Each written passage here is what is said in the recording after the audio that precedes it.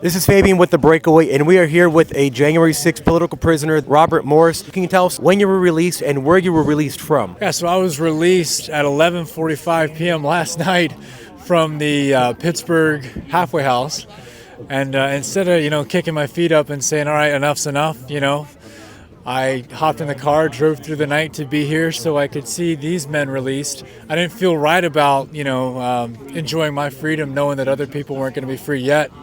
And it's astonishing that even though the president signed an executive order, there's still innocent men inside that building. It blows me away. You have exceptional insight into what it's like actually being a political prisoner. What can you tell us about what the people inside are feeling at this moment and what they felt over the last few years? This is their final battle, man. I think that most guys that were in the first wave with me have already been released or have done their time. And I know that this is one of the last facilities that is still, hanging on to these guys. But this is the test, man. This is the final test. Their patience is being examined. I'm sure that it feels like someone's putting a drill to their gut right now.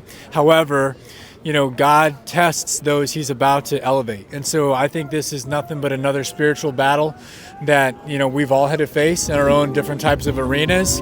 But I think this is, when the Democrats say this is about the soul of the nation, they're exactly right. Are we going to sell our souls to Marxism, or are we going to maintain our integrity as a constitutional republic, leaning on God's understanding instead of our own? So it's a battle of biblical proportions that they're facing in their own hearts and minds. Can you tell us how you specifically found out about the pardon? Were you watching television or news, or how did that all happen? So, we've been watching the television since day one, but I was confident that Donald Trump was going to follow through with what he said he was going to do. He did that the first time he was president. What do you know? He's doing it again.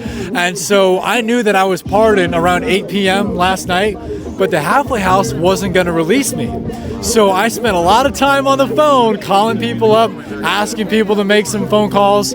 And one of the lessons that we unanimously learned while doing time in prison is a closed mouth don't get fed. So if you need something done, the squeaky wheel gets the grease, as they say. So I needed to be that squeaky wheel so I can get right out of that halfway house.